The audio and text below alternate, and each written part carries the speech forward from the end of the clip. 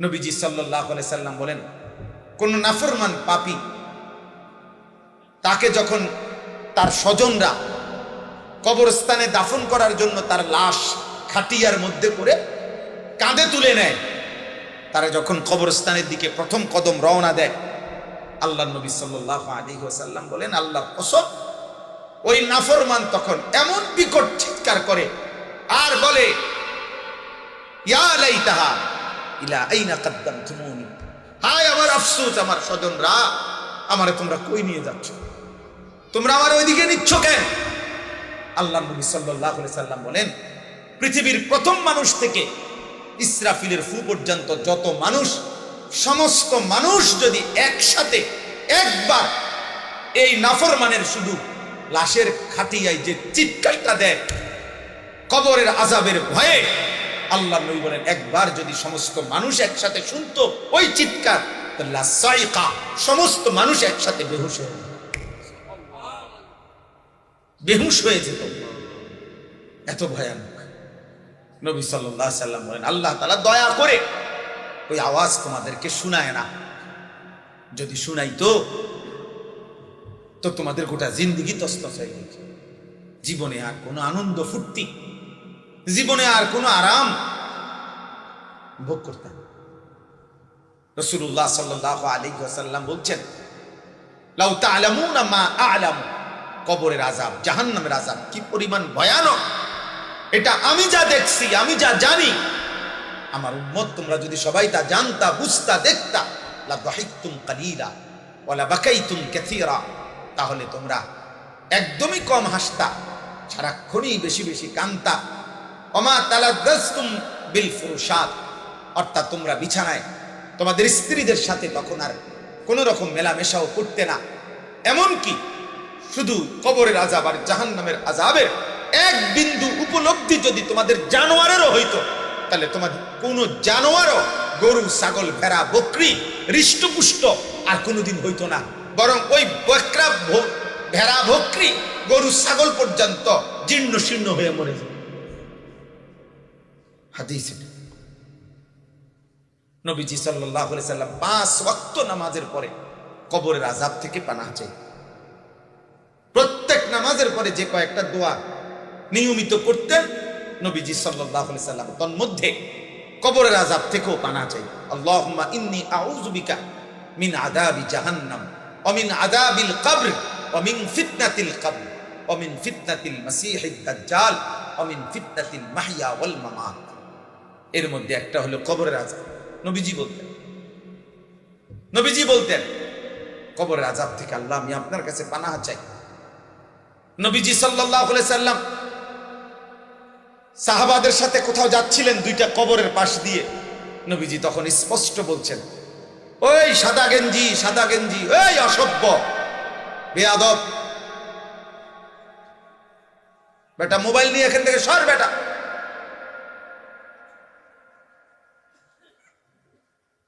বাইরে বেটা।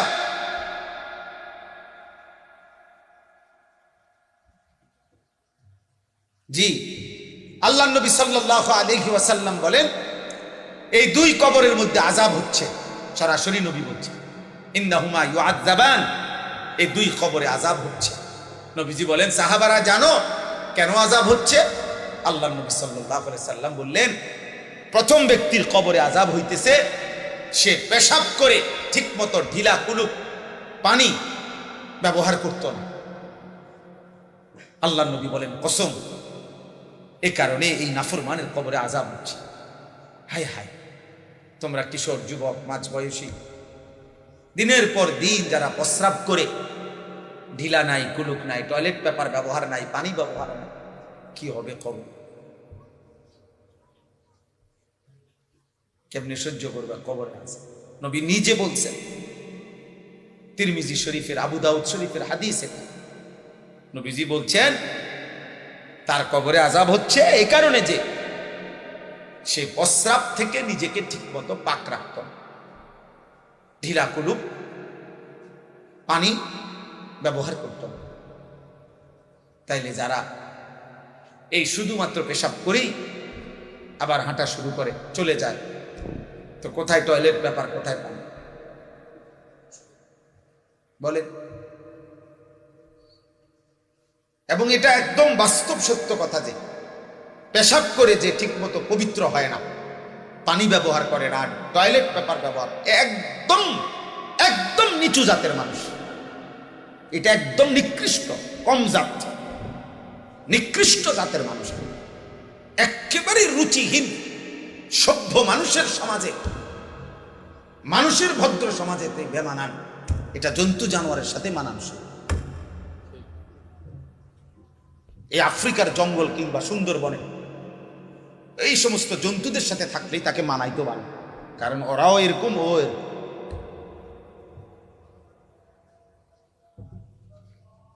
এই জন্য একদম নিচু জাতের, রুচিহীন, নিকৃষ্ট রুচির মানুষ যে একদম কম জাত, নিম্ন শ্রেণী, এটা তার চরিত্র।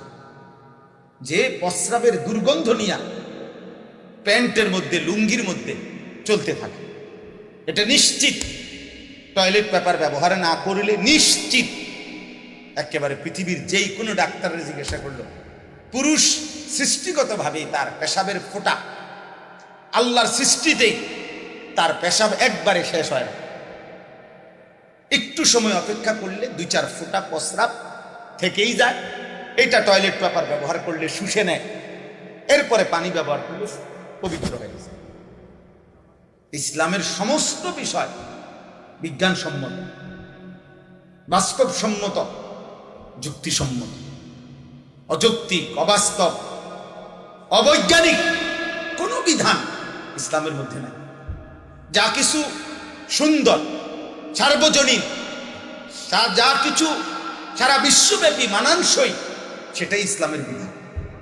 রাসূলুল্লাহ সাল্লাল্লাহু আলাইহি সাল্লামের সৌন্দর্য পৃথিবীর কেউ প্রমাণ করতে পারে নাই যে নবীজির একটি বিন্দু নড়া চড়া, উঠা বসা, নবীজির খাওয়া পড়া, পেশাব পায়খানা, ওযু গোসল, ঘুম, আহার, নিদ্রা, নবী সাল্লাল্লাহু আলাইহি সাল্লামের কোনো কিছুতে এক বিন্দু অসুন্দর এরটা গোটা 1450 বছরের কোন বেঈমানও আজ পর্যন্ত প্রমাণ করতে পারে। তাহলে অতএব বাবা, ছেলেরা, অনেক ছেলে তোমরা মানুষ হও বাবা, সুন্দর হও, ভদ্র হও। বেঈমান মুশরিকের মতো চুল কতগুলো ফিরাইলে এটারে সুন্দর বলে, এটা পৃথিবীর কোনো পাগলও বলে নাই, কোনো ছাগলও বলে নাই, কোনো মাথা খারাপ তার সিরা এমন মানুষও বলে। তুমি থাকলে দেখাইও, তুমি খুঁজে নাও যে কোনো পুরুষ চুলের ফ্যাশন, এটা পুরুষের সৌন্দর্য অথবা পুরুষের স্মার্টনেসের জন্য চুলকে বিভিন্ন রকমের ডিজাইন করা, এটা পুরুষের সৌন্দর্য, এতে ফুটে ওঠে। এটা পৃথিবীর কোনো বই, কোরআন সুন্নাতে না, এমনি জেনারেল শিক্ষার কোনো বইয়ের মধ্যে আছে কিনা, থাকলে আমার জানাই। পৃথিবীর কোনো আধ ফাগল, ফুল ফাগলও এই কথা বলে। চুলের সৌন্দর্য হলো নারী, নারীর চুল শোভা,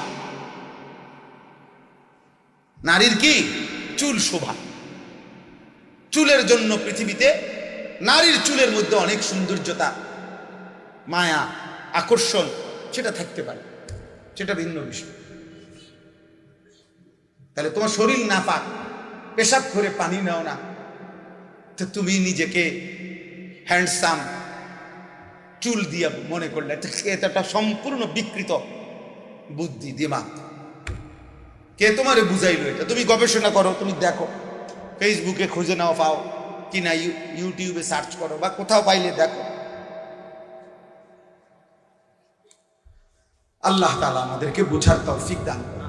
তো নবী সাল্লাল্লাহু আলাইহি সাল্লাম বলছেন যে দ্বিতীয় ওই ব্যক্তি যার কবরে আযাব হইতেছে, 2 জন বলছে না, দ্বিতীয় জন হইল এই লোকের অভ্যাস ছিল, নবীজি বলেন সে 2 জন মানুষের মধ্যে, যাদের মধ্যে সম্পর্ক ভালো, এমন 2 মানুষের মধ্যে ঝগড়া বাজায় দেয়। নাম্মাম, নামিমা, যে চগলখোর কয় আর কি আমাদের দেশে। আমরা ভালো দুজনের কাছে, শামসুল হক ভাই আপনারা জানেননি, হুজুরে আপনারা কি কইছে, হুজুরের কাছে আইয়া কইছে শামসুল হক মিয়া আপনারা কি কইছে জানেননি, এই অথচ দুজনের সম্পর্ক ভালোই ছিল, এটাকে নষ্ট করে বেহুদা কথা। এই সমাজে এমন মানুষ আছে না, হাজার হাজার লাখ, কাম নাই, শুধু কাজ্যা বাজায় এই কামে আছে। শুধু শুধু ফিতনা, দুজনের মধ্যে সম্পর্ক ছিন্ন করা, এই দুষ্ট এমন মানুষ অনেক আছে। নাউযুবিল্লাহ। আল্লাহ নবী সাল্লাল্লাহু আলাইহি সাল্লাম বলেন, লা ইয়াদখুলুল জান্নাতা নাম্মাম, যে সুগলখোর, যে মানুষের মধ্যে দুইজনের মধ্যে ফাটল দাঁড়ায় দেয়, আল্লাহ নবী বলছে সে জান্নাতে যাবে না। সে জান্নাতে কি যাবে? তো জান্নাতে না গেলে কই যাবে? হ্যাঁ, সোজা কথা, এটা তার উড়ানে ঘুরতো না কি?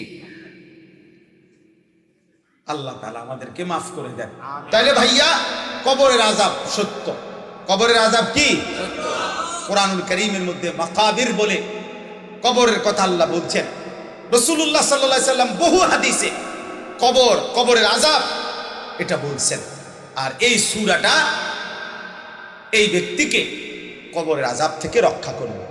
এই জন্য যাদের অভ্যাস, আলহামদুলিল্লাহ, কোরআন শরীফ যারা পড়েন নিয়মিত, আপনারা প্রত্যেক দিন রাতে চেষ্টা করবেন, এই মাত্র 30 আয়াত, 3-4 মিনিট সময় লাগবে, এই সূরাটা, সূরা মুলক 67 নম্বর এই সূরা পড়ার চেষ্টা করবেন। আল্লাহ তাআলা তৌফিক দান করেন, আল্লাহ আমাদেরকে কবুল করেন। এবার আর লম্বা ব্যাখ্যা ছাড়া 1 মিনিটে শুধু তরজমাটা বলি। আল্লাহ তাআলা বলেন, তাবারাকাল্লাযী বিয়াদিহিল মুলক ওয়া হুয়া আলা কুল্লি শাইইন কাদির। উচ্চ মহান, মহিয়ান, গরিয়ান আল্লাহ তাআলা, যার হাতে সমস্ত কিছুর মালিকানা এবং সব কিছুর উপরে যিনি একই মুহূর্তে পরিপূর্ণ সর্বশক্তিমান। এই সৃষ্টির যা কিছু আমি জানি, বুঝি অথবা বুঝি না, আমরা জানি বা দেখি না, বা দেখি, উপলব্ধি করি বা না করি, সব কিছু এই কায়নাতের 7 আসমানের ঊর্ধ্বে, 7 তবক জমিনের নিচে সবকিছুর একক মালিকানা কার হাতে? তিনি সুমহান, তিনি তাবারাকা, তাআযামা ও তাআলা, তিনি সুউচ্চ, সুমহান। আল্লাহ তাআলা বলেন, এবং সবকিছুর উপরে তিনি একই মুহূর্তে পূর্ণ শক্তিমান। 7 আসমান যখন তিনি নিয়ন্ত্রণ করে, 7 তবক জমিন তখনই নিয়ন্ত্রণ করে। আল্লাহ তাআলা উপরে যখন রিজিক দেয়, তো নিচে তখনই কি দেয়? রিজিক। হিমালয় পর্বতের চূড়ায় প্রাণীকে যিনি রিজিক দেয় যেই মুহূর্তে, ওই একই মুহূর্তে আটলান্টিক মহাসাগরের নিচে যেই প্রাণী, তাকেও তিনি রিজিক। মানুষের মুখে যিনি লোকমা দেয়, কোটি কোটি কোটি কোটি জন্তু জানোয়ারের মুখেও ওই মুহূর্তে তিনি লোকমা তুলেন। এজন্য তিনি একই মুহূর্তে সর্বশক্তিমান, সবকিছু। আল্লাযী খালাকাল মাউতা ওয়াল হায়াতা লিয়াবলুয়াকুম আইয়ুকুম আহসানু আমালা। আল্লাহ তাআলা বলেন, তিনি আল্লাহই মৃত্যু সৃষ্টি করেছেন। প্রতি মুহূর্তে যারা মৃত্যুবরণ করছে, প্রতিদিন প্রতিক্ষণ, এই মৃত্যু আল্লাহর সৃষ্টি। মৃত্যু আল্লাহর কি? আপনি আমি বোঝেন না আর কি, যে মৃত্যু এবার জীবিত ছিল, মরে গেছে। হ্যাঁ, আল্লাহ তাআলা এই মৃত্যু আল্লাহ সৃষ্টি করেন। মৃত্যু যে রূহের বাঁধন, এই দেহ থেকে বিচ্ছিন্ন হয়ে যাওয়া, বিচ্ছিন্ন করে দেওয়া রূহের, তো এই বাঁধন আল্লাহ তাআলা জোড়া রাখলে হায়াত হয়। মানে রূহের বন্ধন দেহের সাথে যদি সম্পৃক্ত থাকে, তো সেটাকে বলে জীবন। আর এই রূহের বন্ধন যদি দেহ থেকে আলাদা করে ফেলে, তো এটাকে বলে মৌত। আল্লাহ বলেন, রূহটাকে এই দেহের সাথে বাঁধিয়ে রাখি, মিলায়া রাখি, এটাও আমি করছি। রূহটাকে দেহ থেকে আলাদা করে মৃত্যু দিচ্ছি, সেটাও আমিই করছি। আল্লাহ বলেন, একদিকে জীবনের আয়োজন, একদিকে মৃত্যুর আয়োজন। একদিকে কেউ মরছে, আরেকদিকে মায়ের পেটে নতুন সন্তান জন্ম নিচ্ছে।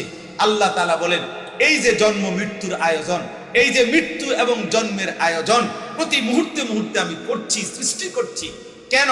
আল্লাহ তাআলা বলেন, একটাই উদ্দেশ্য, আমার জমিনে হায়াত পেয়ে, জীবন পেয়ে আমার কোন কোন বান্দা আমি আল্লাহর জন্য সুন্দর আমল করে, আমি আল্লাহ প্রত্যেকের আমলের সৌন্দর্য দেখার জন্য আমি আল্লাহ এই জীবন দিচ্ছি, এই মৃত্যু দিচ্ছি। সুবহানাল্লাহ। তাইলে দোস্ত, নাটক দেখার জন্য না, নর্তকী দেখার জন্য না, উলঙ্গ ছবি দেখার জন্য না, সুদের টাকা, কিস্তির টাকা, হারামের টাকার জন্য আব্বা এই দুনিয়া সাজাইবার জন্য আল্লাহ তাআলা আমাদেরকে জীবন দেয় নাই। 60 বছর, 50 বছর, 70 বছর এই অল্প কয়েকদিনের এই জীবন আল্লাহ আমাদেরকে দিয়েছেন শুধুই আখিরাত সাজাইবার জন্য, আমল সুন্দর করার জন্য, আল্লাহ তাআলা রাজি খুশি সন্তুষ্টি অর্জন করার জন্য। আল্লাহ আমাদেরকে তৌফিক দান করেন। হায় মুসলমান, কত যুবক, কত কিশোর, কত বয়স্ক বাবা, কত মাঝ বয়সী, কত পর্দার আড়ালের মা বোন, দিনের পর দিন আপনারা মনেও নাই, ছেলেরা তোমাদের মনেও নাই নামাজ কখন পড়তে হয়, হালাল হারাম কেমনে মানতে হয়, আল্লাহর হুকুমের উপরে কেমনে চলতে হয়। এমন বেখেয়াল, খামখেয়ালি, এমন গাফলত একজন মুসলমানের জন্য সাজে না, মানায় না, উচিত না রে আব্বা। জীবন তো জানোয়ারও ভোগ করে রে আব্বা। ভাত মাছ আর এই ফুর্তি, লজ্জাস্থানের এই চাহিদা, শাহওয়াত, হারাম চাহিদা, এ তো জানোয়ারের কুত্তা বিলের উপর, এ তো তেমন আহামরি কিছু না আব্বা। মানুষ হও, নওজোয়ান ইনসান হও, আল্লাহকে চেনো, আখিরাত চেনো, নিজের খবর চেনো, নিজের ভবিষ্যৎ চেনো। আমি প্রতিদিন বলি, তুমি যদি তোমারে মনে না রাখো, খেয়াল না রাখো, এই পৃথিবীর কারো হাতে সময় নাই তোমারে নিয়ে ভাবা। কোন দুষ্ট চরিত্রহীন, কোন মদখোর, নেশাখোর, গাঁজাখোর, কোন নারী লোভী, জিনাকার, ব্যভিচারী, মোবাইলে অশ্লীল দৃশ্য দেখে, নাচ দেখে, উলঙ্গ দৃশ্য দেখে, যে নারী বেহায়া, বেপর্দা, চরিত্রহীন, আহা, ওই বোন, ওই মেয়ে, ওই ছেলে, ওই পুরুষ, আরে না ফরমান, তোমারে নিয়ে ভাববার মতো সময় কারো হাতে নাই, সবাই ব্যস্ত। তুমি পৌঁছতে পৌঁছতে যদি গন্ধ ছুটে যায়, নষ্ট হইতে হইতে যদি গন্ধ ছুটে বেটা, দুর্গন্ধ, তবুও তোকে ফেরাবার মতো টাইম অধিকাংশ মানুষের হাতেই নাই বেটা। অল্প কিছু মোল্লা মৌলবী, অল্প কিছু ইমাম খতির বুজুর্গ, এখনো অল্প ওনারা চিৎকার চেঁচামেচি করে, ওনারা একটু আহাজারি করে আর কি। এটাও যদি বন্ধ হয়ে যায় তো জগৎটা, সমাজটা জন্তু জানোয়ারে পূর্ণ হয়ে যাবে। ঠিক, জন্তু জানোয়ার কে ফিরাবে? 365 দিনে আপন ঘরে বাবা মা জীবিত, ছেলে কোনোদিন ফজরের নামাজ পড়ে না, বাবা মা কোনোদিন ডাকেও না, এমন দুর্ভাগা যার বাপ মা, তো তারে আর ডাকবো কে? বুঝেন? বলেন মিয়া, তার লাগে আর কার মাথা ব্যথা? এই জন্য এই মাহফিল, এই যে ওলামা পরিষদ আয়োজন করছে, ফিকির করছে নওজোয়ান কিছু ছেলে পেলে, অনেক মহৎ উদ্যোগ। এই আয়োজন, এই আসা যাওয়া, এই কথাবার্তাগুলো যদি না হয়ে বন্ধ হয়ে যায়, তাইলে সমাজটা জন্তু জানোয়ারে করে যাবে। আল্লাহ আমাদেরকে মাফ করে দেন। অতএব আল্লাহ তাআলা আমাদেরকে মৃত্যু দিয়েছেন, হায়াত দিয়েছেন, জীবন দিয়েছেন আখিরাতের জন্য। কিসের জন্য? আমাদের আমলের সৌন্দর্যের জন্য। এজন্য আব্বা নামাজ পড়ো, ভালো হও, নারী দেখো না, অশ্লীল ছবি দেখো না, উলঙ্গ দৃশ্য দেখো না, মদ, জুয়া, নারী, জিনা, ব্যভিচারে, বেহায়া, বেপরদিগিতে পড়ে থাকো না। বয়স্ক বাপ হারাম রোজগার করে, হারাম দিয়ে, সুদ, কিস্তি দিয়া ছেলে পেলে জি ফুতের চাহিদা পূরণ করেন।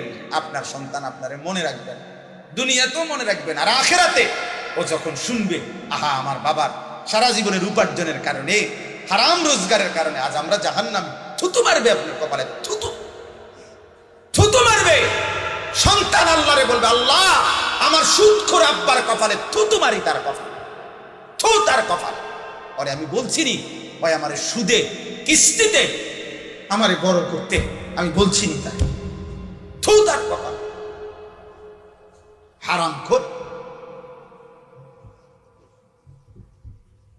হ্যাঁ হ্যাঁ, থুতু মারবে, থুতু পায়ের নিচে ফেলাইয়া বেইজ্জতি করবে। আল্লাহ নবী সাল্লাল্লাহু আলাইহি ওয়াসাল্লাম বলছেন, হারাম দ্বারা যত শরীর বেড়ে ওঠে একটাও জান্নাতে যাবে না। নবীজি বলছে হারামের দ্বারা, হারাম তো সুদ হারাম, কথা কয় না, কিস্তি হারাম, ঘুষ হারাম, ওজনে কম দেওয়া হারাম, অবৈধ উপার্জন করা হারাম। তো এটির দ্বারা যে ফ্যামিলি বড় হয়, ওটা ফ্যামিলি খায় না এর থেকে, তো এগুলো সবাই বড় হইতেছে কিসের উপরে? তো এই সবগুলোর জন্য জান্নাত হারাম। নাউজুবিল্লাহ, আল্লাহ আমাদেরকে মাফ করুন। এতটুকুই আজকে বললাম। প্রত্যেকে ইনশাআল্লাহ আখিরাতের ফিকিরে গুনাহ ছেড়ে দেন। বলেন ইনশাআল্লাহ, বলেন ইনশাআল্লাহ। আল্লাহ তাআলা আমাদের সমস্ত কিশোর যুবক নওজোয়ান, আল্লাহ তোমাদেরকে ভালো রাখেন, ঈমান আমলের উপরে থাকো। আল্লাহ ভালো রাখলেই ভালো থাকা, আল্লাহ ভালো না রাখলেই ভালো থাকার সুযোগ নাই, ভালো থাকার সুযোগ নেই। এই যুদ্ধ পরিস্থিতি, সারা পৃথিবী অশান্ত। 1 লিটার তেলের জন্য শত শত মানুষ দাঁড়ায় আছে, 1 লিটার তেলের জন্য।